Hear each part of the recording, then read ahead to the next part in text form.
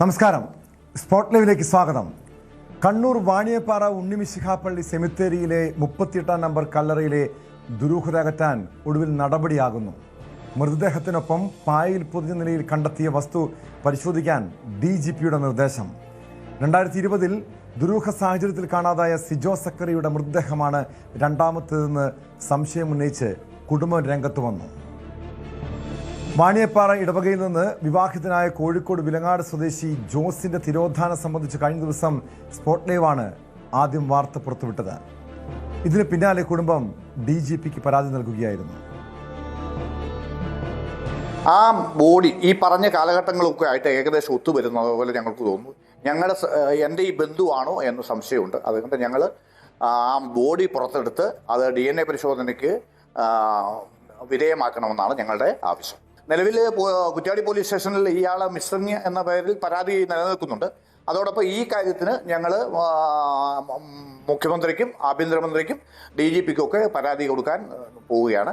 ഇതിൻ്റെ നിജസ്ഥിതി ഒന്നറിയണമെന്ന് ഞങ്ങൾക്ക് വളരെ ആവശ്യം. ബോഡി കണ്ടെന്നും പറഞ്ഞുകൊണ്ട് ഈ വാർത്തയിൽ എഴുതി കാണിച്ചപ്പോഴാണ് എല്ലാവർക്കും ഒരു ഇനി ഏതാണെന്ന് നമുക്കറിയത്തില്ലല്ലോ. ആരെയും പഴിച്ചിട്ടൊന്നുമില്ല നമ്മൾ പറയുന്നത്. എങ്ങനെ പറ്റിയെന്നുള്ളത് ഞങ്ങൾക്കൊന്ന് അറിയാൻ വലിയ ആഗ്രഹമായിരുന്നു. 2014 നവംബറിലാണ് അവർ ഇവിടുന്ന് കൊണ്ടുപോയിരിക്കുന്നത് ചെറുക്കനെ. കുറ്റ്യാടി പോലീസ് സ്റ്റേഷനിലാണ് ഞങ്ങൾ പരാതി കൊടുത്തത്. അത് കഴിഞ്ഞ് വെച്ചിട്ട് ഇവിടെ ഇവിടെ കൊണ്ടുവന്ന് വിട്ടു കഴിഞ്ഞപ്പോൾ ഞങ്ങൾ കുറച്ച് ചെറുക്കൻ അവിടെ ഉണ്ടായിരിക്കുമെന്നാണ് വിചാരിച്ചത്. അങ്ങനെ ഇല്ലെന്നായി കഴിഞ്ഞപ്പോഴാണ് എല്ലാവരും പറഞ്ഞ് പരാതി കൊടുക്കാൻ പറഞ്ഞിട്ട് ഞങ്ങൾ പരാതി കൊടുക്കുന്നത്. സംശയം ഇപ്പം ഇങ്ങനെ ഈ വാർത്ത വന്നപ്പം ഇത് കേട്ടതുകൊണ്ടാണ് എല്ലാവർക്കും ഒരു സംശയം. കണ്ണൂർ കോഴിക്കോട് റൂറൽ SP-മാർക്കാണ് അന്വേഷണ ചുമതല. കല്ലറയിലെ പായയിൽ പൊതിഞ്ഞ വസ്തു പരിശോധിക്കണമെന്ന് പള്ളി വികാരി ഇടവകങ്ങളും നേരത്തെ ആവശ്യപ്പെട്ടിരുന്നു. വിവരങ്ങളുമായി KV ബൈജു ചേരുന്നുണ്ട്. ബൈജു, പല രീതിയിലുള്ള ദുരൂഹതകളും സംശയവും ഉണർത്തുന്ന ഒരു കേസ് കൂടിയാണിത്. പ്രത്യേകിച്ച് ആളുകളെ സംബന്ധിച്ച്, അവിടുത്തെ നാട്ടുകാരെ സംബന്ധിച്ച്, ഇടവക്കാരെ സംബന്ധിച്ച് വലിയ ആശങ്കയുണ്ട്, ഭീതിയുണ്ട്. എന്താണ് സംഭവിച്ചതെന്ന് അറിയണം. ഒടുവിൽ കാരണം തുടക്കത്തിൽ പോലീസ് ഈ ഒരു വിഷയത്തോട് ഈ വിഷയത്തെ അത്ര കാര്യമായ ഒരു ഗൗരവത്തിലെടുത്തില്ല എന്ന് തന്നെയാണ് മനസ്സിലാക്കേണ്ടത്. പക്ഷെ അതിനുശേഷം ഈ വിഷയത്തിൽ ഈ ജനങ്ങളുടെ ആശങ്ക പരിഹരിക്കണമെന്ന ആവശ്യവുമായി പള്ളി കമ്മിറ്റിയും സഭാ നേതൃത്വവും രംഗത്ത് വരുന്നു. ഒടുവിൽ ഈ കേസ് അന്വേഷിക്കാൻ, ഈ സംഭവത്തെക്കുറിച്ച് അന്വേഷിക്കാൻ DGPയുടെ നിർദ്ദേശമുണ്ടായിട്ടുണ്ട്. നേരത്തെ സൂചിപ്പിച്ചതുപോലെ ഈ കോഴിക്കോട് നിന്ന് കാണാതായ യുവാവിൻ്റെ തിരോധാനവുമായി ഇത് എന്തെങ്കിലും ബന്ധമുണ്ടോ? നേരത്തെ സ്പോട്ട് ലൈവ് ഈ വിഷയം നേരത്തെ റിപ്പോർട്ട് ചെയ്തിട്ടുള്ളൊരു കേസ് കൂടിയാണല്ലോ.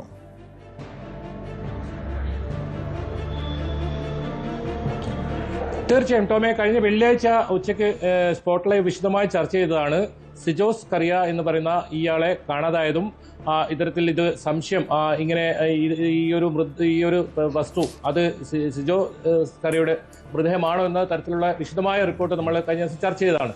അതിന് തൊട്ടു പിന്നാലെയാണ് കുടുംബവും ഈ സംശയം ഉന്നയിച്ച് രംഗത്ത് വരികയും പിന്നീട് അവർ കുറ്റ്യാടി പോലീസിൽ വീണ്ടും പരാതി നൽകി. അതോടൊപ്പം DGPക്കും ആഭ്യന്തരമന്ത്രിക്കും പരാതി നൽകുന്ന സാഹചര്യമുണ്ടായി.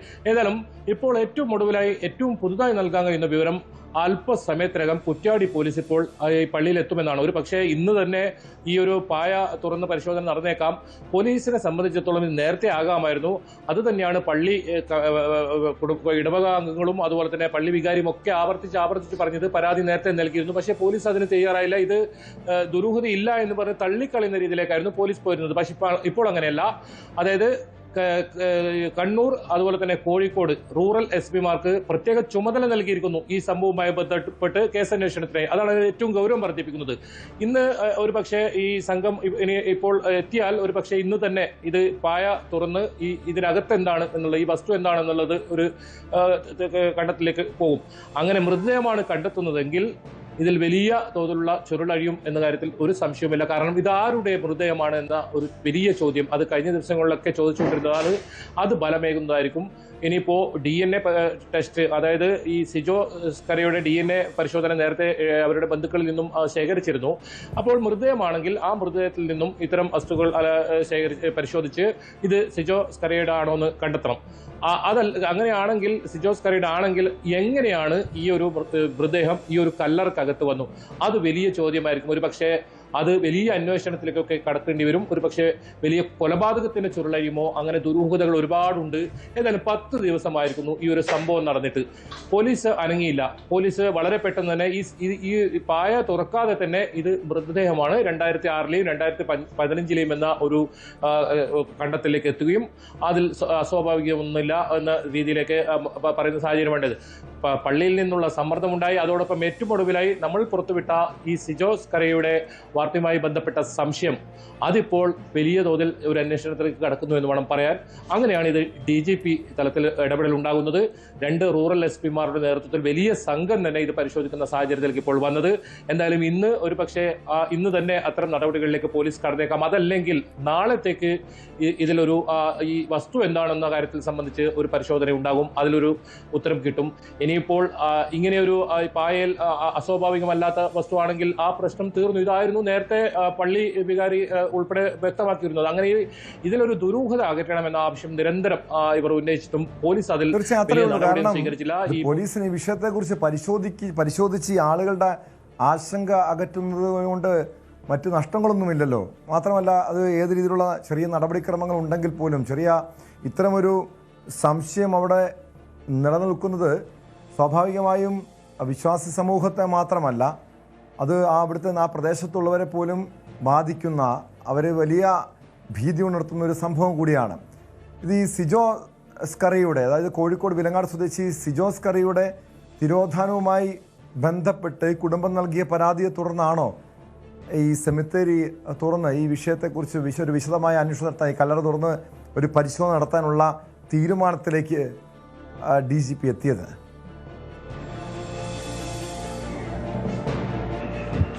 തീർച്ചയായും ഇതിനൊരു വേഗത ഉണ്ടായത് ഈ ഒരു സംഭവത്തോടു കൂടിയാണെന്ന് പറയേണ്ടി വരും. ഒരുപക്ഷെ പോലീസ് നേരത്തെ വ്യക്തമാക്കിയിരുന്നു, പരാതി നൽകുകയാണെങ്കിൽ FIR രജിസ്റ്റർ ചെയ്ത് ഇത് പരിശോധിക്കാമെന്ന് നേരത്തെ വ്യക്തമാക്കിയിരുന്നു. പക്ഷെ അതിനൊരു വേഗത ഉണ്ടായിരുന്നില്ല. ഇത് വളരെ പെട്ടെന്ന് ഈ ഒരു സംഭവം ഇതിനൊരു ഉത്തരം വേണമെന്നായിരുന്നു നേരത്തെ പള്ളി ഭാരവാഹികൾ ഉൾപ്പെടെ വ്യക്തമാക്കിയിരുന്നു. പക്ഷേ അത് പോലീസ് അത്തരത്തിലൊരു ഗൗരവത്തിലെടുത്തിരുന്നില്ല. പക്ഷേ ഈ സിജോ കറിയുടെ ഈ ഒരു സംഭവം പുറത്തു വന്നതോടുകൂടി, ഇങ്ങനെ ഒരു ആവശ്യം ഇവർ ഉയർത്തിയതോടുകൂടി അത് വലിയ വേഗത വന്നു എന്ന് വേണം പറയാൻ.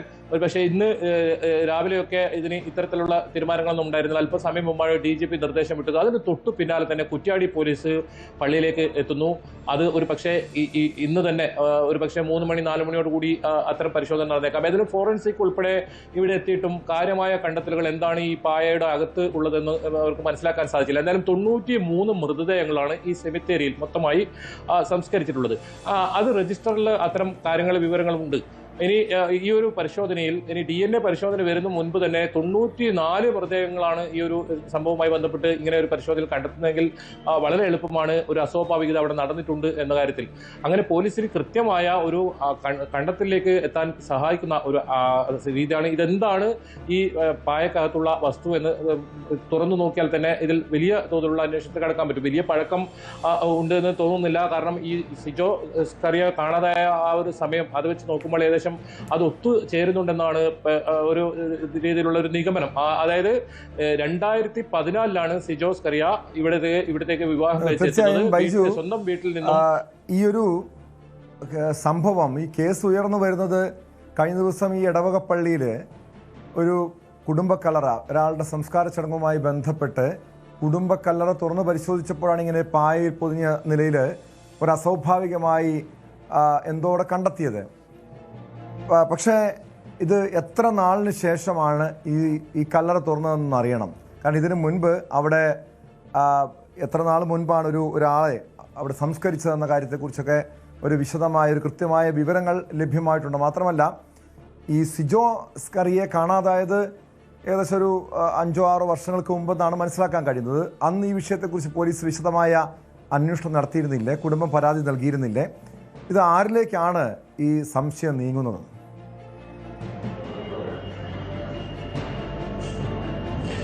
ടോമെ, 2015-ലാണ് ഏറ്റവും അവസാനമായി ഈ ഒരു കല്ലറയിൽ 38-ാം നമ്പർ കല്ലറയിൽ സംസ്കാരം നടന്നിരിക്കുന്നത്.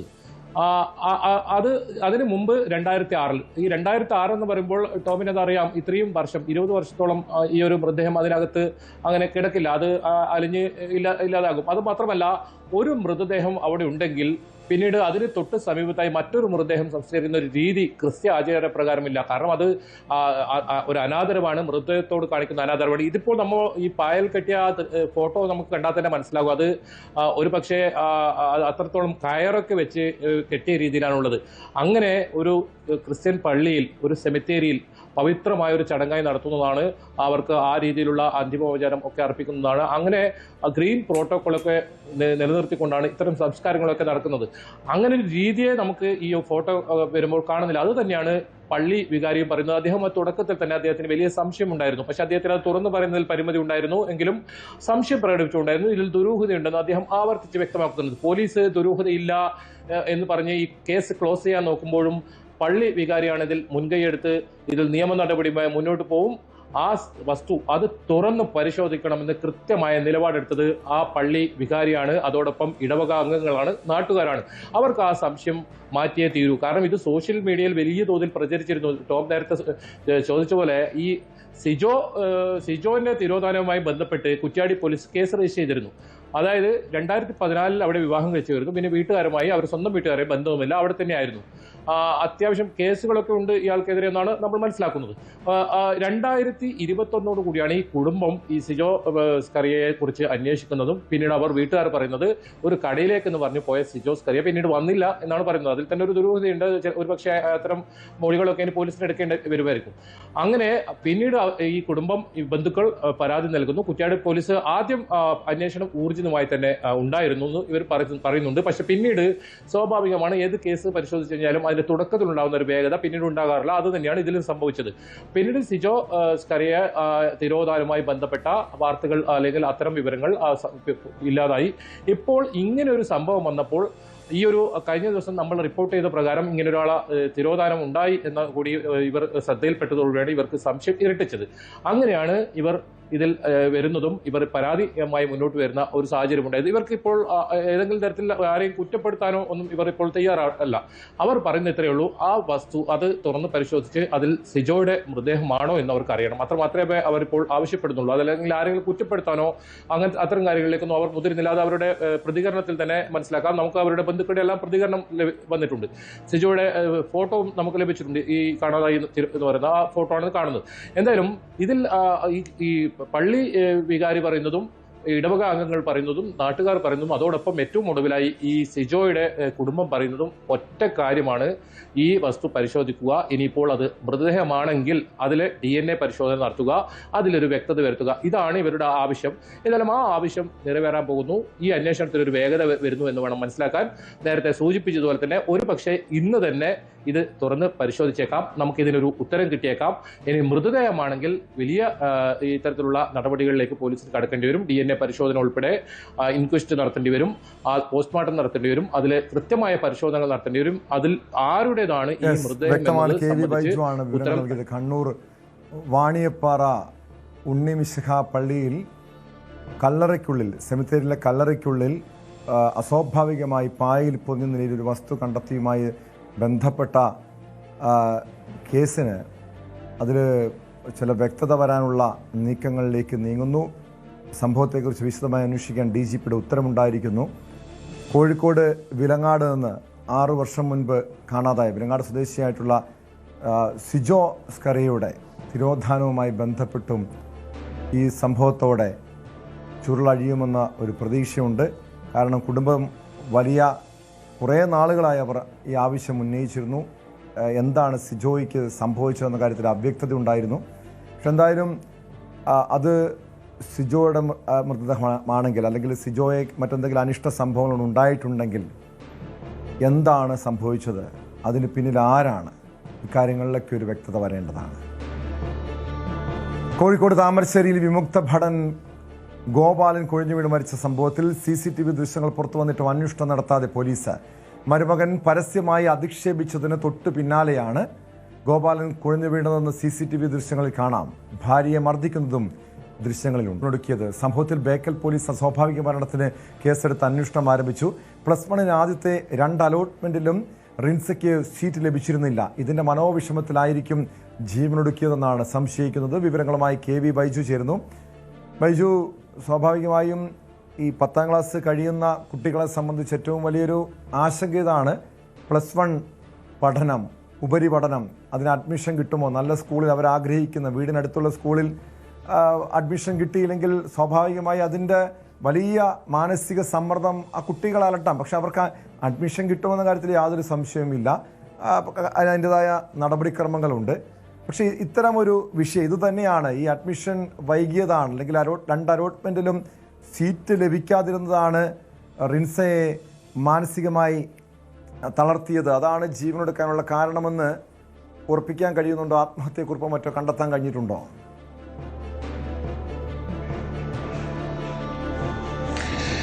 ടോമേ, അതുതന്നെയാണ് ഇതിൽ ഏറ്റവും പ്രധാനം. ഇതിൽ പ്രാഥമികമായി പോലീസ് നൽകുന്ന വിവരമാണ് ഇത്തരത്തിൽ ഈ അലോട്ട്മെന്റുമായി ബന്ധപ്പെട്ട് ആദ്യത്തെ 2 അലോട്ട്മെന്റിലും പ്രിൻസിക്ക് ഇഷ്ടപ്പെട്ട സ്കൂളിൽ പഠിക്കാൻ സാധിച്ചില്ല. അത് ആ ഒരു മനോവിഷമത്തിൽ ആകാം എന്ന ഒരു പ്രാഥമിക നിഗമനമാണ്. പക്ഷേ മറ്റെന്തെങ്കിലും കാരണമുണ്ടോ എന്നതും സംബന്ധിച്ചും പോലീസ് വിശദമായി അന്വേഷിക്കുന്നുണ്ട്. നമ്മൾ കഴിഞ്ഞ കുറച്ച് ദിവസങ്ങൾക്ക് മുൻപ് നോക്കിയാൽ ഇത്തരത്തിൽ മരണപ്പെട്ട കുട്ടികളുടെ ആദ്യം തുടക്കത്തിൽ ഇത്തരം കാര്യങ്ങളാണെങ്കിൽ പിന്നീട് അത് വലിയ ദുരൂഹതയിലേക്ക് പോകുന്ന സാഹചര്യം ഉണ്ടായിരുന്നു. ഏതായാലും ഈ കേസിൽ പ്രാഥമികമായി നമുക്ക് ലഭിക്കുന്ന വിവരം, അത് പ്രദേശവാസികളിൽ നിന്നും ലഭിക്കുന്ന വിവരം ഇങ്ങനെയാണ്. എന്തായാലും ടോം സൂചിപ്പിച്ചതുപോലെ തന്നെ നമുക്ക് വീടിന് അടുത്ത് തന്നെ ഇങ്ങനെ പഠിക്കാൻ ഉള്ള ഒരു സാഹചര്യം ഒരുങ്ങണമെന്നില്ല. എന്തായാലും സീറ്റ് ലഭിക്കും. പ്ലസ് വണ്ണിന് അങ്ങനെ സീറ്റ് ലഭിക്കാത്ത സാഹചര്യം ഉണ്ടാകാറില്ല. പ്രത്യേകിച്ച് മലബാർ മേഖലയിൽ ഇപ്പോൾ അത്തരം പരാതികളില്ല. പക്ഷേ അതിന് കാത്തു നിൽക്കാതെ അങ്ങനെയാണെങ്കിൽ ഈ രീതിയിലാണ് പോലീസിന്റെ അന്വേഷണത്തിൽ കണ്ടെത്തുന്നതെങ്കിൽ അത് വലിയ തോതിലുള്ള ഒരു ദുഃഖകരമായ ഒരു കാര്യമായി മാറുമെന്ന് അതാണ് ഏറ്റവും പ്രധാനം. എന്തായാലും ഇങ്ങനെ വീട്ടിലെ കിടപ്പുമുറിയിലെ ജനൽ കമ്പിയിലാണ് ഈ ഫാത്തിമത്ത് റസീനെ തൂങ്ങി മരിച്ച നിലയിൽ കണ്ടെത്തിയത്. എന്തായാലും ഇൻക്വസ്റ്റ് നടപടികളെല്ലാം വീട്ടിന് അവിടെ നിന്ന് തന്നെ പൂർത്തിയാക്കി. പോലീസ് ഇപ്പോൾ പോസ്റ്റ്മോർട്ടം നടപടികൾക്കായി മൃതദേഹം കൊണ്ടുവരുന്നു. ഇനി പോസ്റ്റ്മോർട്ടം റിപ്പോർട്ട് കൂടി ഇതിൽ പരിശോധിച്ച ശേഷം കൃത്യമായ സ്കൂളിൽ നിന്നുള്ള വിദ്യാർത്ഥികളുടെ സഹപാഠികളുടെ മൊഴികൾ, അതോടൊപ്പം കുടുംബത്തിന്റെ വിശദമായ മൊഴി ഇത് രേഖപ്പെടുത്തിയാൽ മാത്രമേ ഇതിൽ ഒരു അന്തിമ നിഗമനത്തിലേക്ക് പോലീസ് എത്തും. നിലവിൽ പ്രാഥമികമായി മാത്രം ലഭിക്കുന്ന ഒരു വിവരമാണ് നമുക്ക് ഇത്തരത്തിൽ ഈ കുട്ടിയുടെ ഒരു സങ്കടകരമായ ഒരു സാഹചര്യം, അതിൽ മനംനൊന്ത് കുട്ടി ജീവനൊടുക്കി എന്നത്. എന്തായാലും ഈ സ്ത്രീകൾക്ക് വേണ്ടി നേരത്തെ അനീഷ് സൂചിപ്പിച്ചു അത് തന്നെയാണ്, സ്ത്രീകൾക്ക് വേണ്ടി ഒരുപാട് പദ്ധതികൾ വരുന്നു. അവർക്ക് ഇത്തരത്തിൽ ബസ്സിലൊക്കെ സൗജന്യ യാത്രയൊക്കെ വരുമ്പോഴും സാമൂഹ്യ സുരക്ഷ എന്നൊരു കാര്യം അത് എത്രത്തോളം സ്ത്രീകൾക്ക് ലഭിക്കുന്നുണ്ട് എന്ന വലിയ ചോദ്യമാണ് ഓരോ ദിവസവും വരുന്ന ഇത്തരം റിപ്പോർട്ടുകൾ ചൂണ്ടിക്കാട്ടുന്നത്. നമുക്കറിയാം, ബൈജു സൂചിപ്പിച്ചതുപോലെ സ്ത്രീകളുടെ സുരക്ഷയ്ക്ക് വേണ്ടി പല ഇടപെടലുകളും അല്ലെങ്കിൽ അവർ സമൂഹത്തിന് ഉന്നതിയിലേക്ക് അവരുടെ ഉന്നമനവുമായി ബന്ധപ്പെട്ടൊക്കെ പല പദ്ധതികളും സർക്കാർ നടപ്പാക്കുന്നുണ്ട്. അല്ലെങ്കിൽ പോലീസൊക്കെ പൊതുസ്ഥലത്ത് സ്ത്രീകളുടെ സുരക്ഷ ഉറപ്പാക്കാൻ വേണ്ടി ഇടപെടൽ നടത്തുന്നു എന്നൊക്കെ പറയുമ്പോഴും ഈ രീതിയിലുള്ള പ്രശ്നങ്ങൾ നമ്മുടെ പെൺകുട്ടികളെ അലട്ടുന്നുണ്ടല്ലോ. പ്രത്യേകിച്ചും ഈ കാസർഗോഡ് ജില്ലയിൽ മാത്രം കഴിഞ്ഞ ഒരു 1.5 മാസത്തിനിടെ എത്ര പെൺകുട്ടികളും യുവതികളുമാണ് ആത്മഹത്യ ചെയ്തതെന്ന് പരിശോധിച്ചാൽ അത് ഞെട്ടിപ്പിക്കുന്നൊരു കണക്കാണ്. അത് ഗാർഹിക പീഡനമാകാം, കാരണം ഈ വിവാഹത്തിന് തൊട്ട് പിന്നാലെ അവരുടെ ദാമ്പത്യ ജീവിതത്തിലുണ്ടാകുന്ന പ്രശ്നങ്ങൾ, ഈ രീതിയിലുള്ള പെൺകുട്ടികളുടെ ആത്മഹത്യ, അത് പല കാരണങ്ങളാണ്. പക്ഷെ എങ്കിൽ പോലും ബൈജു സൂചിപ്പിച്ചതുപോലെ ഈ സ്ത്രീകളുടെ പെൺകുട്ടികളുടെ ഈ സാമൂഹ്യ സുരക്ഷയുമായി ബന്ധപ്പെട്ട് അവരുടെ ഈ മാനസികമായി അവരെ കരുത്തരാക്കുന്നതുമായി ബന്ധപ്പെട്ടുമൊക്കെ എന്ത് ഇടപെടലുകളാണ് നമ്മുടെ ഭരണകൂടങ്ങൾ നടത്തുന്നത് എന്നൊരു ചോദ്യം കൂടി ഇവിടെ ബാക്കിയാകുന്നുണ്ടല്ലോ. കാരണം വല്ലാത്ത രീതിയിൽ ഈ പെൺകുട്ടികൾക്കിടയിൽ ആത്മഹത്യ നിരക്ക് വർദ്ധിക്കുന്നത് അത് ആശങ്കയോടെ കാണേണ്ട ഒരു വിഷയം തന്നെയല്ലേ ബൈജു?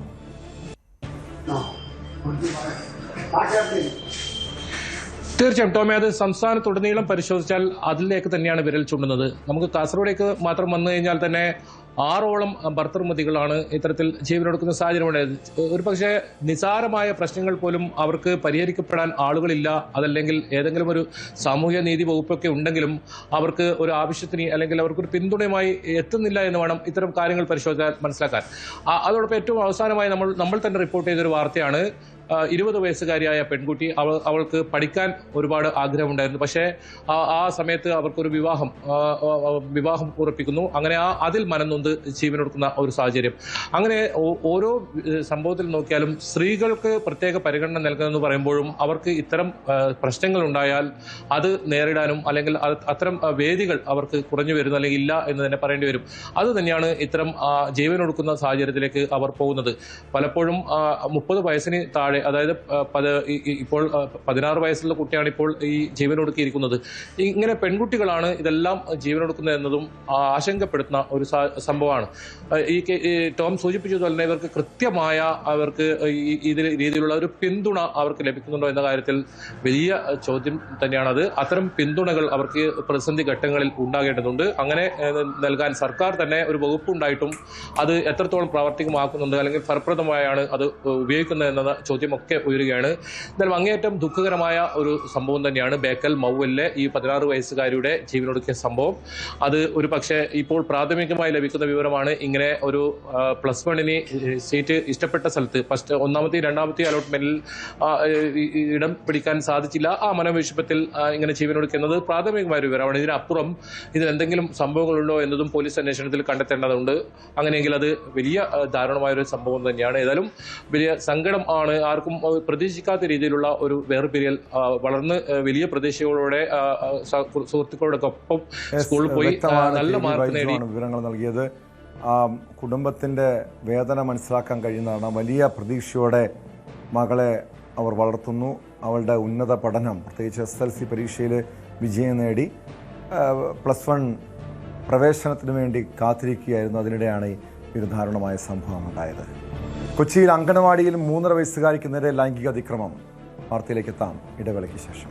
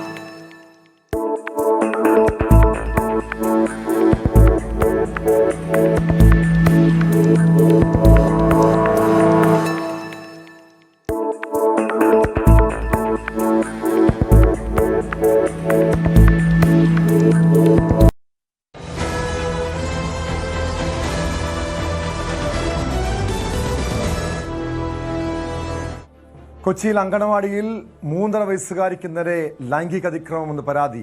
പോക്സോ വകുപ്പ് പ്രകാരം എളമക്കര പോലീസ് കേസെടുത്തു. അങ്കണവാടിയിൽ സ്ഥിരമായി എത്തിയിരുന്ന 20-കാരനെ പ്രതിയാക്കിയാണ് പോലീസിന്റെ നടപടി. ഇയാൾ ഒളിവിലാണ്. കുട്ടിയുടെ മാതാപിതാക്കൾ നൽകിയ പരാതിയിലാണ് കേസെടുത്തിരിക്കുന്നത്. പെൺകുട്ടിയുടെ സ്വകാര്യ ഭാഗത്ത് വേദന അനുഭവപ്പെട്ടതിനെ തുടർന്ന് മാതാപിതാക്കൾ കാര്യങ്ങൾ ചോദിച്ച് മനസ്സിലാക്കുകയായിരുന്നു. സംഭവം ചൈൽഡ് വെൽഫെയർ കമ്മിറ്റിയെയും അറിയിച്ചിട്ടുണ്ട്. വിവരങ്ങളുമായി ഡാനി ഇപ്പോൾ ചേരുന്നു കൊച്ചിയിൽ നിന്ന്. ഡാനി, ഈ അങ്കണവാടിയിൽ വെച്ച് ഇത്തരമൊരു സംഭവം ഉണ്ടായതാണ് ഏറെ ഞെട്ടിപ്പിക്കുന്നൊരു കാര്യം. അവിടെ സ്ഥിരമായി എത്തുന്ന ഒരു 20-കാരനിലേക്കാണ് അന്വേഷണം എത്തിയിരിക്കുന്നത്. അയാളെയാണ് പ്രതി ചേർത്തിരിക്കുന്നത്. അതെങ്ങനെയാണ്? കാരണം അവിടെ അങ്കണവാടിയിൽ ടീച്ചറുണ്ട്, സഹായികളുണ്ട്. അവരൊക്കെ ഉള്ള സമയത്ത് ആണോ ഈ രീതിയിലുള്ളൊരു അതിക്രമം ഉണ്ടായത്?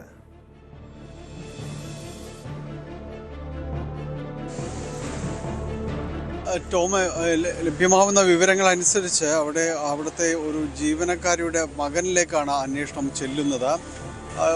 തീർത്തും ദൗർഭാഗ്യകരമായ ഒരു കാര്യം തന്നെയാണ് ഇത്. അവിടുത്തെ ഒരു ജീവനക്കാരിയുടെ മകൻ അവിടെ സ്ഥിരമായിട്ട് വരാറുണ്ടായിരുന്നു. ഈ കുഞ്ഞുങ്ങളെല്ലാം തന്നെ ചിലപ്പോഴെങ്കിലും ഇവരുടെ കാര്യങ്ങൾ സഹായിക്കാറുണ്ടായിരുന്നു എന്നൊക്കെയാണ് പറയുന്നത്. അത് സ്ഥിരീകരണം വരേണ്ടതുണ്ട്. പക്ഷേ നിലവിൽ ഇയാൾ ഒളിവിലാണ്. ഈ 20-കാരന് ഒളിവിലാണ് എന്നതാണ് അറിയാനായിട്ട് സാധിക്കുന്നത്. അയാളെ ചുറ്റി തന്നെയാണ് അന്വേഷണം പോകുന്നത്. കാരണം ഈ കുട്ടി നൽകിയ വിവരങ്ങൾ അനുസരിച്ചുകൊണ്ട് തന്നെയാണ് ഇതിൽ മാതാപിതാക്കൾ വിവരം നൽകുകയും പിന്നീട് എളമക്കര പോലീസ് കാര്യങ്ങൾ ചോദിച്ച് മനസ്സിലാക്കുകയും ചെയ്തു. ഇതിൽ ഫോട്ടോ അടക്കം കുട്ടിയെ കാണിച്ച് മനസ്സിലാക്കിയെന്ന് തന്നെയാണ് അറിയാനായിട്ട് സാധിക്കുന്നത്. നിലവിൽ ഇയാൾ ഒളിവിലുമാണ്. അത് അവിടുത്തെ ഒരു ജീവനക്കാരുടെ മകനാണ് എന്ന രീതിയിലേക്കൊരു സ്ഥിരീകരണം വരുന്നുമുണ്ട്. എന്തായാലും അങ്ങേയറ്റം ദൗർഭാഗ്യകരമായ ഒരു കാര്യം എന്നത് തന്നെയാണ്. കാരണം ഈ കുരുന്നുകളെല്ലാം അവിടെ മാതാപിതാക്കൾ അവിടെ ഏൽപ്പിച്ച് പോകുമ്പോഴുണ്ടാകുന്ന ഒരു സുരക്ഷിതത്വ ബോധം അതിനെ കൂടി തന്നെയാണ് ഇത് ചോദ്യം ചെയ്യുന്നത്. അതുകൊണ്ട് പോലീസ് ഇയാൾക്ക് വേണ്ടിയുള്ള അന്വേഷണം ഊർജിതമാക്കിയിട്ടുണ്ട്. ഈ കുട്ടി ഈ 3.5 വയസ്സേ ഉള്ളൂ. അത് ആ കുട്ടിക്ക് ശരീരം വളരെ ബുദ്ധിമുട്ട് അനുഭവപ്പെടുന്നു. അത് ബാത്റൂമിലും മറ്റും പോകുമ്പോഴെല്ലാം തന്നെ വലിയ വേദനയോടെയെല്ലാം ഇരിക്കുന്നൊരു അവസ്ഥയിലേക്ക് വരുമ്പോൾ വീട്ടുകാരെ കാര്യങ്ങൾ ചോദിച്ച് മനസ്സിലാക്കുകയായിരുന്നു എന്താണ് സംഭവിക്കുന്നത്. അങ്ങനെ ഒരു വൈദ്യപരിശോധനയിലേക്ക് അടക്കം പോകുന്നു. വലിയ രീതിയിലുള്ള മുറിവോ കാര്യങ്ങളോ ഒന്നും തന്നെയില്ല. പക്ഷേ ഈ രീതിയിൽ കുട്ടിയെ അത് ഉപദ്രവിച്ചിട്ടുണ്ട് എന്ന കാര്യങ്ങളെല്ലാം തന്നെ മനസ്സിലാവുകയും ചെയ്യുന്നു. തുടർന്നാണ് അംഗനവാടിയിലേക്ക് എത്തുകയും ഇത്തരം കാര്യങ്ങൾ വിശദീകരണം ചോദിക്കുകയും ചെയ്തു. പിന്നീട് പരാതിയാവുന്നു. വിവരങ്ങൾ അനുസരിച്ചുകൊണ്ട് എളമക്കര പോലീസ് പരാതിപ്പെടുകയും ചെയ്യുന്നു. പോലീസ് ശക്തമായ നടപടികളിലേക്ക് വളരെ പെട്ടെന്ന് നീങ്ങുന്നു. പക്ഷേ അപ്പോഴേക്കും തന്നെ ഇയാൾ കടന്നു കളഞ്ഞു എന്നതാണ്. ഇതനുസരിച്ച് ചൈൽഡ് വെൽഫെയർ കമ്മിറ്റിയും സ്വമേധയുള്ള ഒരു നടപടിയായിട്ട് ചൈൽഡ് വെൽഫെയർ കമ്മിറ്റിയും മുന്നോട്ട് പോകുന്നുണ്ട്.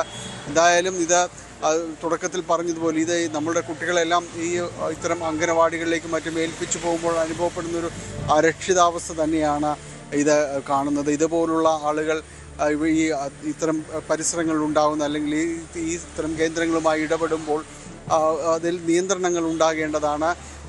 കർശനമായ നടപടികളും ഈ കേസുകളിലടക്കം പ്രതീക്ഷിക്കുകയാണ്. പോലീസ് ഇയാൾക്ക് വേണ്ടിയുള്ള ഒരു അന്വേഷണം ഒരു ഭാഗത്ത് തുടർന്നുകൊണ്ടിരിക്കുന്നു. ടോം, തീർച്ചയായും അസാധാരണമായിട്ടുള്ളൊരു കേസാണ്. സാധാരണ നമുക്കറിയാം നമ്മുടെ സ്കൂളുകളിലേക്കും അംഗനവാടികളിലേക്കും ഒക്കെ നമ്മുടെ കുഞ്ഞുങ്ങളെ പറഞ്ഞു വിടുമ്പോൾ മാതാപിതാക്കൾ ഉറച്ചു വിശ്വസിക്കുന്ന അവരുടെ സ്കൂളിൽ അവർ പഠിക്കുന്ന സ്ഥലത്ത് സുരക്ഷിതരായിരിക്കുമെന്നാണ്. പ്രത്യേകിച്ച് അംഗൻവാടിയിൽ ഏതാനും കുറച്ച് വിദ്യാർത്ഥികൾ മാത്രമേ ഉള്ളൂ. അവിടെ എന്തുകൊണ്ടാണ് ഇത്തരമൊരു സംഭവം ഉണ്ടായതെന്ന കാര്യം വിശദമായി തന്നെ പരിശോധിക്കണം. അംഗൻവാടി അധ്യാപികയുടെയും ജീവനക്കാരുടെയും ഭാഗത്ത് ഏതെങ്കിലും ശ്രദ്ധക്കുറവുണ്ടായോ, വീഴ്ച ഉണ്ടായിട്ടുണ്ടോ, അവർക്കെതിരെയും നടപടി ഉണ്ടാകുമോ? ഡാനി,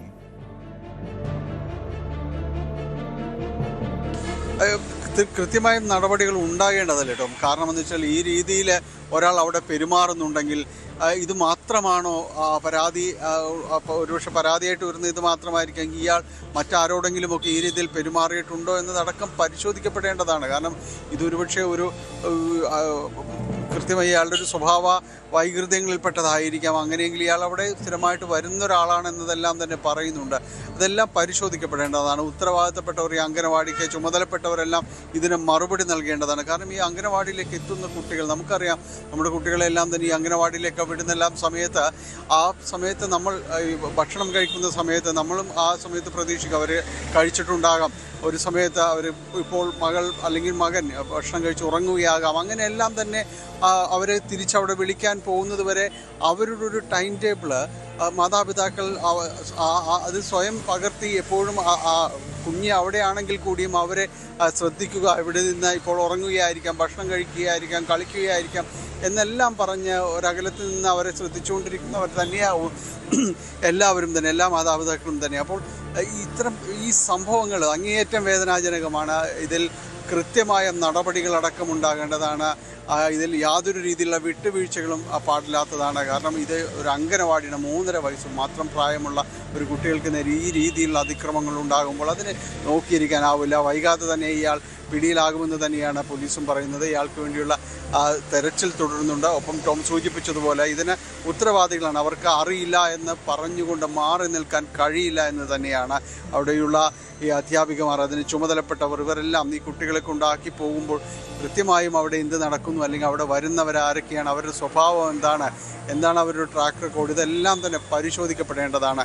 കാരണം കുട്ടികളെ അത്രയോടെ കരുതലോടെ സ്നേഹത്തോടെ കൊണ്ടു നടക്കേണ്ട ഒരു പ്രായത്തിലാണ് ഈ രീതിയിലുള്ള അതിക്രമങ്ങൾക്ക്.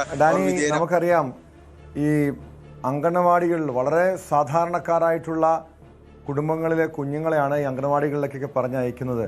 അവിടെ ഈ സമീപകാലത്ത് പല അനിഷ്ട സംഭവങ്ങളും ഉണ്ടായിട്ടുണ്ട്. അംഗനവാടി ടീച്ചറുടെ ഭാഗത്ത്, നായികയുടെ ഭാഗത്തു നിന്നൊക്കെ കുഞ്ഞുങ്ങളെ ഉപദ്രവിക്കുന്ന സംഭവങ്ങളൊക്കെ പലപ്പോഴും റിപ്പോർട്ട് ചെയ്യുന്നുണ്ട്. കൃത്യമായൊരു മാർഗനിർദ്ദേശം ഇവർക്ക് നൽകേണ്ടതല്ലേ? ഈ പ്രത്യേകിച്ച് ഈ കുട്ടികളെ എങ്ങനെ പരിപാലിക്കണം, അവരോട് എങ്ങനെ ഇടപെടണം, ഈ രീതിയിലുള്ള ട്രെയിനിങ് ഒക്കെ കൊടുക്കുന്നുണ്ട്. പക്ഷെ അതിനപ്പുറം അതിന് യോഗ്യതയുള്ളവരാണോ, അതല്ലെങ്കിൽ അങ്ങനെ കുഞ്ഞുങ്ങളുടെ കാര്യത്തിൽ ശ്രദ്ധയുള്ളവരാണോ ഈ ജീവനക്കാർ, അംഗനവാടി ജീവനക്കാരെന്ന കാര്യത്തിൽ ഇടയ്ക്കിടയ്ക്കൊക്കെ ഒരു പരിശോധനകൾ ആവശ്യമാണ്. ഇതിപ്പോൾ ഒരു പ്രാദേശിക ഭരണകൂടം അതല്ലെങ്കിൽ പഞ്ചായത്ത് വാർഡ് മെമ്പർമാരുടെ ഒരു നിരീക്ഷണത്തിനപ്പുറം ഒരു കൃത്യമായ ഇടപെടലുകൾ, നിരീക്ഷണങ്ങൾ ഈ അംഗനവാടികൾക്ക് മേലുണ്ടോ? ഇല്ലെങ്കിൽ അത്തരമൊരു ഇടപെടലുകൾക്ക് ആവശ്യമല്ലേ?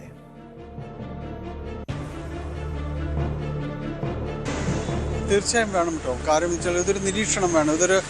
ഈ സംഭവങ്ങളെല്ലാം തെളിയിക്കുന്നത് അത് തന്നെയാണ്. നമ്മൾ അംഗനവാടിയിലുള്ളവരെ അമ്മമാരെന്നും എല്ലാം തന്നെയാണ് വിശേഷിക്കുന്നത്. അവർക്ക് കുട്ടികളെ നോക്കാൻ ഒരു പ്രത്യേക പരിശീലനമൊന്നും അവർക്ക് വേണ്ടതില്ല. പക്ഷേ എന്തൊക്കെയാണ് സംഭവിക്കുന്നത്? ഇവരിൽ നിന്നെല്ലാം തന്നെ മർദ്ദനമേൽക്കുന്നതെല്ലാം നമ്മൾ നേരത്തെയും തന്നെ വാർത്തയായിട്ടുണ്ട്. ഒരുപക്ഷെ അവരുടെ സാഹചര്യങ്ങളായിരിക്കാം, എന്തായിരിക്കാം. പക്ഷേ എങ്കിൽ പോലും അത് കുട്ടികളുടെ നേർക്കല്ല അത് തീർക്കേണ്ടത്. ഒരിക്കലും അതിനെ ന്യായീകരിക്കാനും കഴിയില്ല. ഇവർക്ക് കൃത്യമായ ഒരു കൗൺസിലിംഗ് കാര്യങ്ങളും എല്ലാം തന്നെ ഇവർക്ക് നൽകേണ്ടതുണ്ട്. അങ്ങനെ ഈ കുട്ടികളെ പരിപാലിക്കുക എന്നതിന് അമ്മമാർക്ക് പ്രത്യേക പരിശീലനം ആവശ്യമില്ല എങ്കിൽ കൂടിയും ഇതൊരു കൂടുതൽ കുട്ടികൾ ഒരുമിച്ച് പരിരക്ഷിച്ച് അവരുടെ ഒരു സ്വഭാവ രൂപീകരണം അടക്കം നൽകേണ്ട രീതിയിലാണ് ഉള്ളത്. ആ ഒരു ഘട്ടത്തിൽ അല്ലെങ്കിൽ ഒരാളെയല്ല, ഒരു കൂട്ടം കുട്ടികൾ അവിടെ ഉണ്ടാകും. അവർ വിവിധ സാഹചര്യങ്ങളിൽ നിന്നും സൗകര്യങ്ങളിൽ നിന്നും വരുന്നവരായിരിക്കാം. അങ്ങനെയുള്ളവരെ നോക്കുമ്പോൾ കൃത്യമായും ഈ ആയമാർക്ക് അല്ലെങ്കിൽ ടീച്ചർമാർക്ക് അവിടെയുള്ളവർക്ക് കൃത്യമായ രീതിയിലുള്ളൊരു ക്ലാസ്സും കാര്യങ്ങളും എല്ലാം തന്നെ വേണ്ടതാണ്. കാരണം കുട്ടികൾ പല രീതിയിൽ പെരുമാറുമ്പോൾ അതെല്ലാം തന്നെ നോക്കി നടത്തി അവരെ മുന്നോട്ട് കൈപിടിക്കേണ്ടവരാണ്. കൃത്യമായൊരു കൗൺസിലിംഗ് വേണം, മാർഗനിർദ്ദേശങ്ങൾ വേണം. ഈ സംഭവങ്ങൾ തീർത്തും ദൗർഭാഗ്യകരമായ സംഭവങ്ങൾ ഒരിക്കലും ആവർത്തിക്കപ്പെടാൻ പാടില്ല. കുട്ടികളുടെ നേർക്ക് ആ രീതിയിൽ അതിക്രമങ്ങൾ ഉണ്ടാകാൻ പാടില്ല. അവിടേക്ക് കടന്നു വരേണ്ടവർ മാത്രം ആ ഹാളിലേക്ക് അല്ലെങ്കിൽ അവർ ആ ഒരു പഠിപ്പിക്കുന്ന ഇടങ്ങളിലേക്ക് അല്ലെങ്കിൽ അവരെ ഭക്ഷണം കഴിപ്പിക്കുന്ന, കിടത്തിയുറക്കുന്ന ആ ഒരിടങ്ങളിലേക്ക് ഇവരല്ലാതെ മറ്റാരും തന്നെ കടന്നു ചെല്ലാൻ പാടില്ല. അത് എന്ത് സ്വാതന്ത്ര്യമുണ്ടെങ്കിൽ കൂടിയും ആരുടെ ഈ ജീവനക്കാരുടെ ആരുടെ മകനോ ആരെങ്കിലും ആണെങ്കിൽ കൂടി അവരെ ഒന്നും ആ രീതിയിലേക്ക് അത്തരമിടങ്ങളിലേക്ക് അടുപ്പിക്കാൻ പോലും പാടില്ല. ആ രീതിയിലുള്ള നിഷ്കർഷകൾ കൊണ്ടുവരണം. അവിടേക്ക് പെരുമാറേണ്ടവർ അവരുടെ സ്വഭാവം എന്താണ്, അത്തരം ഒരു കാര്യങ്ങൾ കൂടി, അത്തരം ഒരു ക്യാരക്ടർ സർട്ടിഫിക്കറ്റ് കൂടി ഇതെല്ലാം തന്നെ പരിശോധിക്കപ്പെടേണ്ടതാണ്. നമ്മുടെ കുട്ടികൾ ഇത്തരം കേന്ദ്രങ്ങളിൽ വളരെ സുരക്ഷിതമായിട്ട് കഴിഞ്ഞു പോകണം. അത്തരം അരക്ഷിതാവസ്ഥകൾ സൃഷ്ടിക്കപ്പെടേണ്ട ഇടങ്ങളായിട്ട് ഈ ഇത്തരം കേന്ദ്രങ്ങൾ മാറരുത് ഒരിക്കലും. ടോം. യെസ്, വ്യക്തമാണ്. ഡാനി പോളാണ് വിവരങ്ങൾ നൽകിയത്. മാട്രിമോണിയൽ സൈറ്റ് വഴിയും സമൂഹ മാധ്യമങ്ങൾ വഴിയും പരിചയപ്പെടുന്ന യുവാക്കളെ ജീവിത പങ്കാളിയാക്കാമെന്നും ബിസിനസ് പാർട്ട്ണറാക്കാമെന്നും പറഞ്ഞ് പലരിൽ നിന്നും പല പേരുകളിലായി കോടികൾ തട്ടിയെടുത്ത കേസിൽ യുവതി പിടിയിൽ. പെരുമ്പാവൂർ പോലീസാണ് ആലുവ എടത്തല സ്വദേശിനി ഷംല ഷമീറിനെ അറസ്റ്റ് ചെയ്തത്. വാഴക്കുളം മഞ്ഞപ്പെട്ടി സ്വദേശിയായ യുവാവിൽ നിന്നും 50 ലക്ഷം രൂപ തട്ടിയ കേസിലാണ് പെരുമ്പാവൂർ പോലീസിന്റെ നടപടി. വിവരങ്ങളുമായി നവമി ദിനേശ് ചേരുന്നു കൊച്ചിയിൽ നിന്ന്. നവമി, ഈ മാട്രിമോണിയൽ സൈറ്റുകളുടെ മറവിൽ ഈ രീതിയിലുള്ള വലിയ തട്ടിപ്പുകൾ നടക്കുന്നുണ്ട്. പ്രത്യേകിച്ചും അത് പുരുഷന്മാരാണെങ്കിൽ ലൈംഗിക ചൂഷണം നടത്തുന്നുവെങ്കിൽ സ്ത്രീകൾ ഇങ്ങനെ സാമ്പത്തികമായി ചൂഷണം ചെയ്യുന്നു, വലിയ തട്ടിപ്പ് നടത്തുന്നു. ഇതൊരു ഒറ്റപ്പെട്ട സംഭവമല്ല. പ്രത്യേകിച്ചും ഈ ഷംല ഷമീർ സ്ഥിരം തട്ടിപ്പുകാരി എന്നാണ് മനസ്സിലാക്കാൻ കഴിയുന്നത്. അതായത് കേരളത്തിൻ്റെ വടക്കൻ ജില്ലകൾ മുതൽ എറണാകുളം ജില്ലയിലെ പല പ്രദേശങ്ങളിൽ ഉൾപ്പെടെ ഈ ഷംല സമാനമായ രീതിയിൽ ലക്ഷങ്ങളും കോടികളും തട്ടിയെടുത്തിട്ടുണ്ടെന്നാണ് വിവരം. പോലീസിന്റെ കണ്ടെത്തലുകൾ എന്തൊക്കെയാണ്? നിലവിൽ ഈ വാഴക്കുളം സ്വദേശിയായിട്ടുള്ള യുവാവിന്റെ പരാതിയിലാണ് നടപടി. കൂടുതൽ പരാതികൾ ഇവർക്കെതിരെ ഉയർന്നു വന്നിട്ടുണ്ടോ? ടോം പറഞ്ഞത് വളരെ പ്രധാനപ്പെട്ട ഒരു കാര്യം തന്നെയാണ്. കാരണം ഇത്തരത്തിൽ മാട്രിമോണിയൽ സൈറ്റ് വഴിയും സമൂഹ മാധ്യമങ്ങൾ വഴിയും പരിചയപ്പെട്ട യുവാക്കളെ ഇത്തരത്തിൽ സാമ്പത്തികമായി ചൂഷണം ചെയ്യുന്ന നിരവധി പരാതികൾ നമുക്ക് ഇതിനു മുൻപ് തന്നെ ലഭ്യമാകുന്നുണ്ടായിരുന്നു. സമാനമായ പരാതിയാണ് ഇവിടെ വന്നിരിക്കുന്നത്. അതായത് പോലീസ് പറയുന്നത് പ്രകാരം ഈ യുവതി ആലുവ എടത്തല സ്വദേശി ഷംല ഷമീർ ഇവർ ബിസിനസിന്റെ പാർട്ട്ണറാക്കാം, പങ്കാളിയാക്കാം എന്നൊക്കെ വാഗ്ദാനം നൽകിക്കൊണ്ടാണ് യുവാക്കളിലേക്ക് എത്തുന്നത്. പിന്നീട് ഇവരിൽ നിന്നും 50 ലക്ഷം രൂപ, അതോടൊപ്പം അതോടൊപ്പം തന്നെ 50 ലക്ഷം രൂപ തട്ടിയെടുത്തു. പിന്നെ ഇവരെ മുങ്ങാൻ ശ്രമിക്കുന്നതിനിടയിലാണ് പോലീസ് പിടികൂടുന്നത്. പെരുമ്പാവൂർ പോലീസാണ് ഇവരെ പിടികൂടിയത്. 2024 സെപ്റ്റംബർ 3-ാം തീയതി മുതൽ 2024 സെപ്റ്റംബർ 20 വരെയുള്ള കാലയളവിലായിരുന്നു ഇവർ പണം തട്ടിയത്. എന്തായാലും ബാങ്ക് അക്കൗണ്ടുകൾ വഴിയും ഗൂഗിൾ പേയിലും ഒക്കെയാണ് ഇവർ യുവാക്കളിൽ നിന്നും പൈസ വാങ്ങിയതിന് ശേഷം ഇങ്ങനെ വലയിലാക്കുന്നത്. എന്തായാലും പോലീസ് അന്വേഷണം ആരംഭിച്ചിരിക്കുകയാണ്. പോലീസിന്റെ അന്വേഷണം പുരോഗമിച്ചിരിക്കുകയാണ്. കൂടുതൽ യുവാക്കൾ ഇതിൽ ഉൾപ്പെട്ടിട്ടുണ്ടോ എന്നൊരു സംശയം തന്നെയാണ് പോലീസ് പറയുന്നത്. ഇനിയിപ്പോൾ കൂടുതൽ പരാതികൾ ഉയരുന്നതിനനുസരിച്ചുള്ള ഒരു അന്വേഷണം തന്നെയായിരിക്കും പോലീസിന്റെ ഭാഗത്തു നിന്നും നടക്കുക കേട്ടോ. നവമി, ഇവരുടെ തട്ടിപ്പിന്റെ രീതി എങ്ങനെയായിരുന്നു? പ്രത്യേകിച്ചും പറയുന്നുണ്ടല്ലോ, വിവാഹം കഴിക്കാമെന്ന് വാഗ്ദാനം നൽകും, അതോടൊപ്പം ബിസിനസ് പാർട്ട്ണറാക്കാമെന്ന് പറയും. ഇത് ഈ ഒരു പുനർവിവാഹം എന്ന രീതിയിലാണോ ഇവർ ആളുകളെ സമീപിക്കുന്നത്? അതല്ലെങ്കിൽ ഈ ആളുകളെ, പുരുഷന്മാരെ എങ്ങനെയാണ് ഈ തട്ടിപ്പിനായി തിരഞ്ഞെടുക്കുന്നത്? അതിൻ്റെ രീതിയെക്കുറിച്ച് പോലീസിനൊരു വ്യക്തത വന്നിട്ടുണ്ടോ?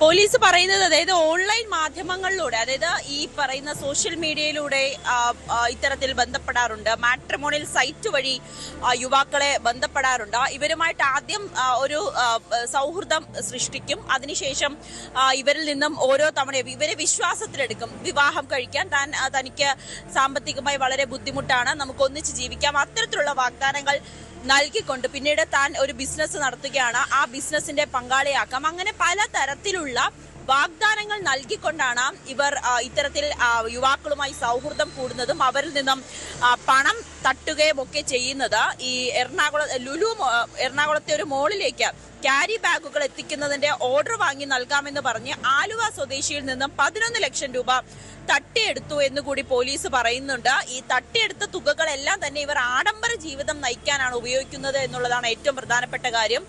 കുട്ടികളുണ്ട് അവർക്ക്, കുട്ടികളുടെ മാതാവാണ്, ഭർത്താവ് ഉപേക്ഷിച്ച ഒരു സ്ത്രീ കൂടിയാണ്. എന്തായാലും പോലീസ് കൂടുതൽ പരാതികൾ ഇവർക്കെതിരെ വരുന്നുണ്ടോ എന്ന് അന്വേഷിക്കുകയാണ്. അങ്ങനെ ഏതൊക്കെ ജില്ലകൾ കേന്ദ്രീകരിച്ചാണ്? ഞാൻ മനസ്സിലാക്കുന്നതനുസരിച്ച് വയനാട് ജില്ലയിലടക്കം ഇവരിങ്ങനെ സമാനമായ രീതിയിൽ തട്ടിപ്പ് നടത്തിയിട്ടുണ്ടെന്നാണ്. ഇവരുടെ കൂടുതൽ പേർ, പ്രത്യേകിച്ച് ഈ അറസ്റ്റിന് പിന്നാലെ കൂടുതൽ പരാതികൾ വരാനുള്ള സാധ്യതയുണ്ടോ? ഇവരുടെ ഒരു പശ്ചാത്തലം കൂടി പരിശോധിക്കേണ്ടതാണല്ലോ. അങ്ങനെ ഒരു ക്രിമിനൽ പശ്ചാത്തലം അല്ല, അതല്ലെങ്കിൽ ഇതിനു മുൻപ് ഏതെങ്കിലും കേസുകളിൽ പ്രതി ചേർക്കപ്പെട്ടിട്ടുള്ള വ്യക്തിയാണോ ഈ യുവതി?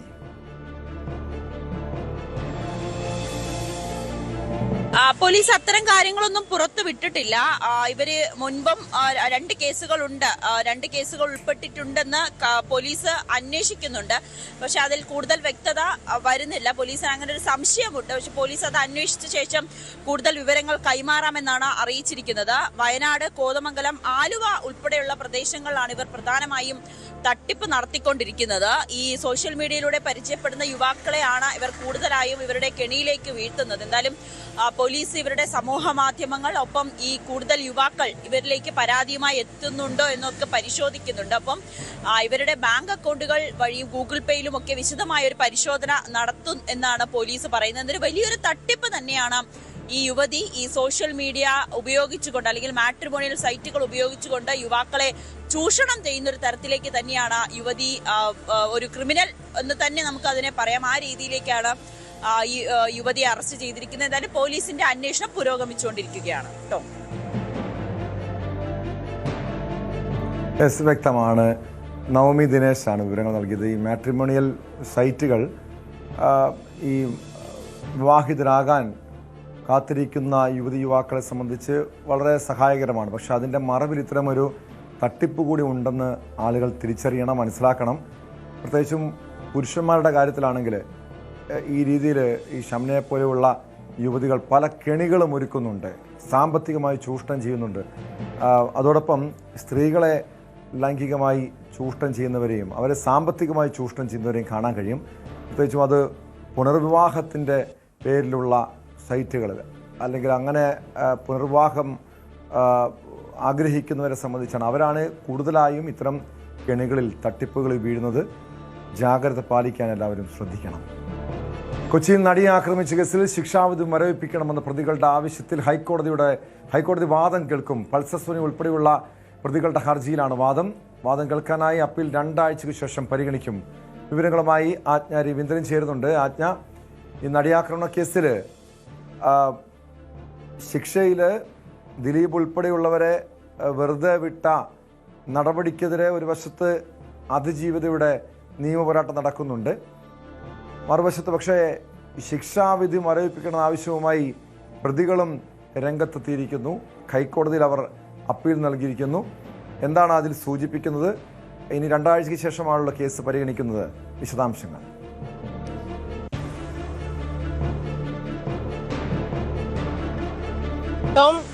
ഈ പ്രധാനമായും പൾസർ സുനി ഉൾപ്പെടെയുള്ള 6 പ്രതികളാണ് കേസിൽ കുറ്റക്കാരെന്ന് ട്രയൽ കോർട്ട് കണ്ടെത്തിയത്. ഇവർക്ക് നൽകിയത് ശിക്ഷാവിധി, അതായത് 20 വർഷം കഠിന തടവാണ് ഇവർക്ക് നൽകിയിരിക്കുന്നത്. അത് ശിക്ഷാവിധി മരവിപ്പിക്കണം, ട്രയൽ കോർട്ടിന്റെ ശിക്ഷാവിധി മരവിപ്പിക്കണമെന്നാണ് പ്രധാനമായും പ്രതികളുടെ ആവശ്യം. അതാണ് ഈ ഹർജി കോടതി ഫയൽ സ്വീകരിച്ചിട്ടുണ്ട്. 2 ആഴ്ചയ്ക്കുള്ളിൽ ഇതിൽ വാദം കേൾക്കും. സർക്കാരിനോട് ഇതുമായി ബന്ധപ്പെട്ടുള്ള ഡീറ്റെയിൽസ് കോടതി തേടിയിട്ടുണ്ട്. അതിന്റെ അടിസ്ഥാനത്തിൽ എന്തായാലും 2 ആഴ്ചയ്ക്കുള്ളിൽ 2 ആഴ്ചയ്ക്ക് ശേഷം ഈ കേസ് വാദം കേൾക്കാൻ പരിഗണിക്കും. എന്തായാലും പൾസർ സുനി ഉൾപ്പെടെയുള്ള 6 പ്രതികൾ ഈ കേസിലെ കുറ്റക്കാരെന്ന് വിധിച്ച കോടതി ശരിയായ രീതിയിൽ തങ്ങളുടെ, അതായത് തെളിവുകൾ ശരിയായ രീതിയിൽ പരിഗണിച്ചില്ല എന്നുള്ളതാണ് പ്രധാനമായും പ്രതികളുടെ ആരോപണം. അതാണ് അത് തന്നെ ഉന്നയിച്ചിട്ടാണ് ഹൈക്കോടതിയിൽ, അതും പ്രത്യേകിച്ച് ഈ അപ്പീൽ കാലാവധി തീരുന്നതുവരെ, അതായത് ഈ ശിക്ഷാവിധി മരവിപ്പിക്കുകയാണെങ്കിൽ അപ്പീൽ കാലാവധി തീരുന്നത് വരെ പ്രതികൾക്ക് ജാമ്യം ലഭിക്കാനുള്ള പ്രൊവിഷനുണ്ട്. അതിനുള്ള സാഹചര്യം കൂടി പരിഗണിച്ചിട്ടായിരിക്കും ഒരുപക്ഷെ കോടതി ഈ കേസിൽ അന്തിമ വിധി കൽപ്പിക്കുക, ഈ ഹർജിയിൽ അന്തിമ വിധി കൽപ്പിക്കുക. എന്തായാലും പ്രതികളുടെ അപ്പീൽ കോടതി ഫയൽ സ്വീകരിച്ചിട്ടുണ്ട്. അതേസമയം പ്രതികൾക്ക് നൽകിയിരിക്കുന്ന ശിക്ഷാവിധി കുറഞ്ഞുപോയി. അതായത് ഈ കുറ്റകൃത്യത്തിന്, ഇത്തരം കുറ്റകൃത്യത്തിന് നൽകാവുന്ന ഏറ്റവും ചെറിയ ശിക്ഷയാണ് നൽകിയിരിക്കുന്നത്. പരമാവധി ശിക്ഷ നൽകണമെന്ന ആവശ്യം ഉയർന്നിട്ടുണ്ട്. ആ ആവശ്യം അതായത് പ്രതികൾക്കെതിരെ ഏറ്റവും ചെറിയ ശിക്ഷയാണ് നൽകിയിരിക്കുന്നുള്ള സാഹചര്യം കൂടി, വിമർശനം കൂടി നിലനിൽക്കുന്നുണ്ട്. പ്രത്യേകിച്ചും രാജ്യത്തെ തന്നെ ആദ്യത്തെ, അതായത് കൊട്ടേഷൻ നൽകി ബലാത്സംഗം ചെയ്യുന്ന ഒരു തരത്തിലേക്കുള്ള കുറ്റകൃത്യം, അതും രാജ്യം തന്നെ അങ്ങേയറ്റം ശ്രദ്ധിച്ച ഒരു ക്രിമിനൽ കേസുകളിൽ ഒന്നുകൂടിയാണിത്.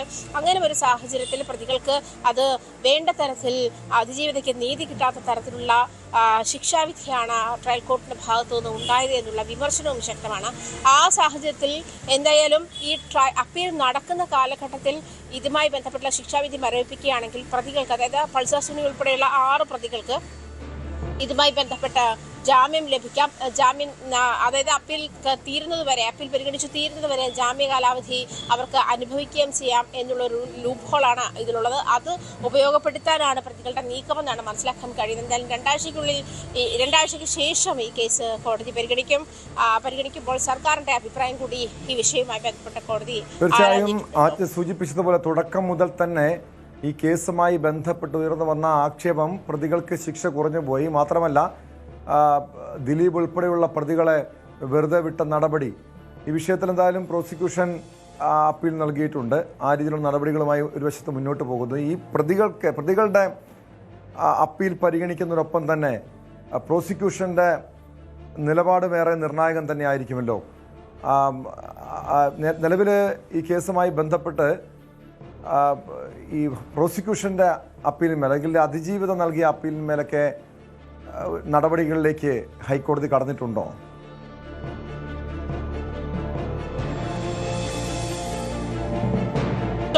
എന്തായാലും കഴിഞ്ഞ ദിവസമാണ് നേരത്തെ തന്നെ ഇതുമായി ബന്ധപ്പെട്ട്, അതായത് വിചാരണ കോടതി നൽകിയിരിക്കുന്ന ശിക്ഷാവിധി കുറഞ്ഞുപോയി, അതുപോലെ ദിലീപ് ഉൾപ്പെടെയുള്ള മറ്റു 4 പ്രതികളെ വെറുതെ വിട്ട സാഹചര്യം, ഇത്തരം സാഹചര്യങ്ങളൊക്കെ പരിഗണിച്ചുകൊണ്ട് തന്നെ നേരത്തെ പ്രോസിക്യൂഷൻ ഇതുമായി ബന്ധപ്പെട്ട ഹൈക്കോടതിയിലേക്ക് അപ്പീൽ ഫയൽ ചെയ്തിട്ടുണ്ട്. അതിന് പിന്നാലെയാണ് മെമ്മറി കാർഡുമായി ബന്ധപ്പെട്ടുള്ള പരാതി, അത് വീണ്ടും ഒരു അന്വേഷണ സംഘത്തെ വെച്ച് അന്വേഷിപ്പിക്കണമെന്നാവശ്യപ്പെട്ട് കോടതിയിൽ നടി സമീപിച്ച സാഹചര്യം സാഹചര്യമാണ്. ഇങ്ങനെ 2 അപ്പീലുകൾ നിലവിലെ ഈ ഇതുമായി ബന്ധപ്പെട്ട് ഹൈക്കോടതിയിലുണ്ട്. ഹൈക്കോടതി ഇതിൽ വാദം കേൾക്കാനായി മാറ്റിവെച്ചിരിക്കുന്നു. മറ്റേത് 2 അപ്പീലുകളും കോടതി ഫയലിൽ സ്വീകരിച്ചിട്ടുണ്ട്.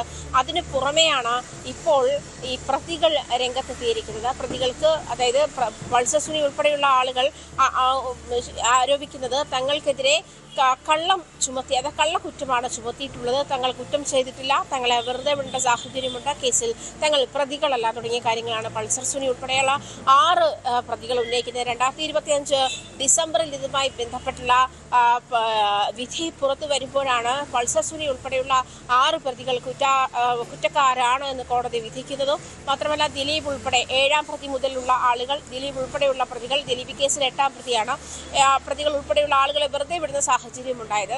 ഇതിനെതിരെ തന്നെ ഈ 4 പ്രതികളെ വെറുതെ വിട്ട സാഹചര്യം, പ്രത്യേകിച്ചും മുഖ്യ സൂത്രധാരനെന്ന് കരുതപ്പെടുന്ന ദിലീപ് അടക്കമുള്ള ആളുകളെ, ദിലീപിനെ വെറുതെ വിട്ടതിനെതിരെ കൂടിയാണ് അപ്പീൽ നിലവിലുള്ളത്. ദിലീപ് കുറ്റക്കാരനല്ല എന്ന് ഉള്ള ട്രയൽ കോർട്ടിന്റെ വിധിക്കെതിരെ വലിയ വിമർശനവുമാണ് ഉയർന്നത്. നമുക്കറിയാം, ഒരുപക്ഷെ ഇത്തരം കേസുകളിൽ ആദ്യമായിട്ടായിരിക്കും ഒരു ശിക്ഷാവിധി. കാരണം ഈ കേസിൽ ഏറെ നിർണായകമായത് മെമ്മറി കാർഡായിരുന്നു. മെമ്മറി കാർഡിലെ ഹാഷ് വാല്യൂ മാറിയതുമായി ബന്ധപ്പെട്ട പല വിവാദങ്ങളും ആക്ഷേപങ്ങളൊക്കെ ഉയർന്നതാണ്. ആ വിഷയത്തിൽ പുനരന്വേഷണം വേണമെന്ന ആവശ്യം നേരത്തെ അതിജീവിതം ഉന്നയിച്ചിരുന്നു ഹൈക്കോടതി. പക്ഷേ 2 ജഡ്ജിമാരും അതിൽ നിന്ന് പിന്മാറുന്നൊരു സാഹചര്യം കൂടി ഉണ്ടായല്ലോ. ഈ വിഷയത്തിൽ പുതിയ ജഡ്ജിയെ നിയമിക്കുന്നതുമായി ബന്ധപ്പെട്ട നടപടി, അതല്ലെങ്കിൽ ആ ഹർജിയിന്മേലുള്ള വാദമൊക്കെ ഇങ്ങനെ ഒരു അനിശ്ചിതാവസ്ഥയിൽ നിൽക്കുന്നു. അവിടെയാണ് ഈ പ്രതികളുടെ ആവശ്യം പരിഗണിക്കാൻ ഹൈക്കോടതി തയ്യാറായിരുന്നു അല്ലേ?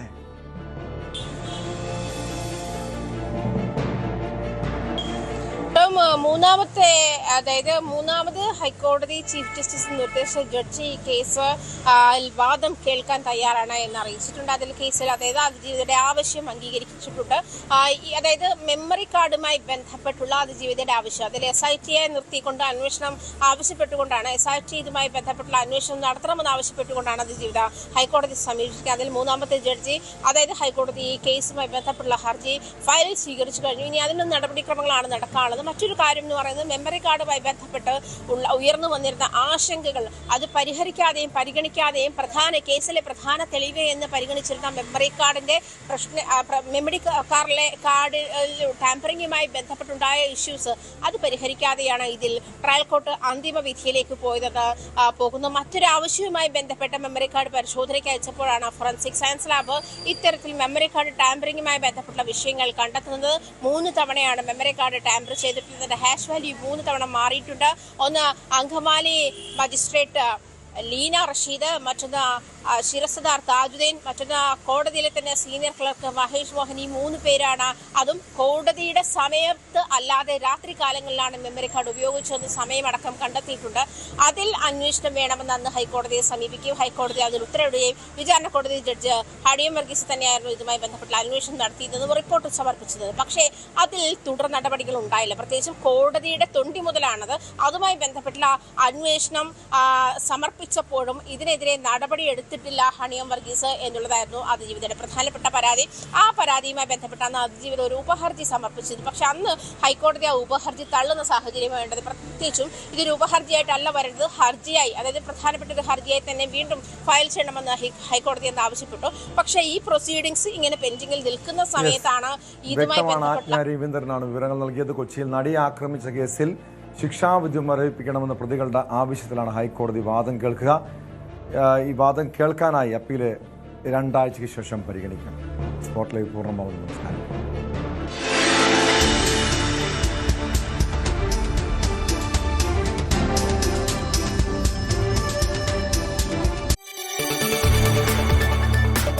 കൂടുതൽ വാർത്തകൾക്ക് News 18 Keralam YouTube channel subscribe ചെയ്യുക.